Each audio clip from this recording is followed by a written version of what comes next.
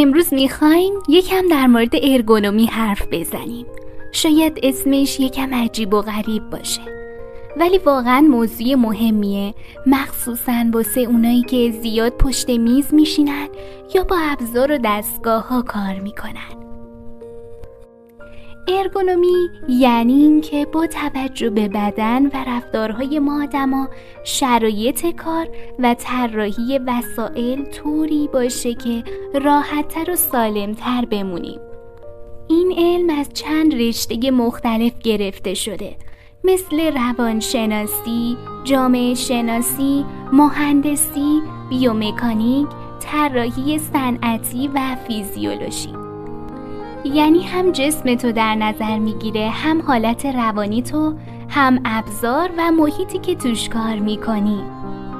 حیطه هایی که ارگونومی به کار گرفته میشه، محیط کار، فضای اطراف صندلیت، میزت، حتی وسیله هایی که استفاده میکنی یا شغلی که داری، همه اینا میتونن طوری طراحی شن که فشار کمتری به بدنت بیاد.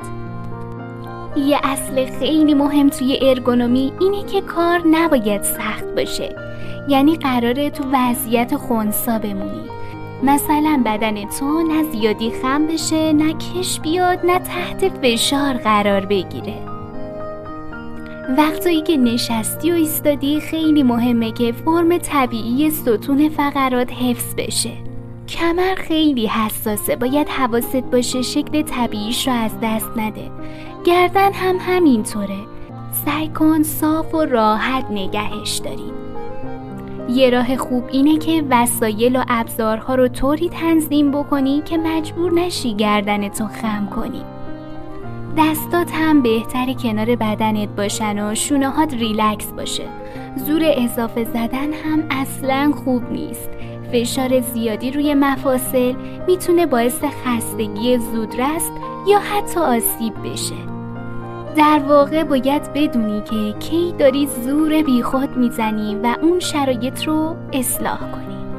توی محیطی که هستی سعی کن همه چی رو دم دست بذاری و لازم نباشه که هی بلند شی یا خم شی تا به چیزی برسی.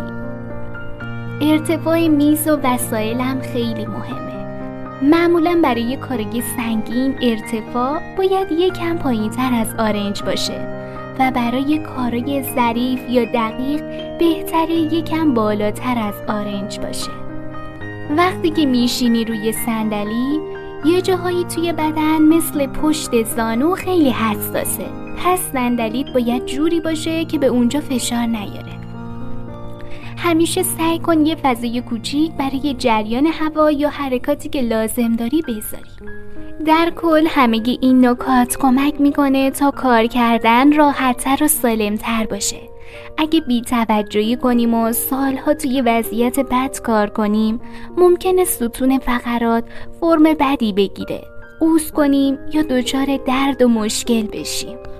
پس بهتره که حواسمون به فرم نشستن، ایستادن و ابزارهایی که استفاده میکنیم باشه، چون پیشگیری همیشه بهتر از درمانه. ارگونومی شوخی نداره، مخصوصا واسه اونایی که زیاد پشت میز میشینن یا با دستگاه و ابزار کار میکنن.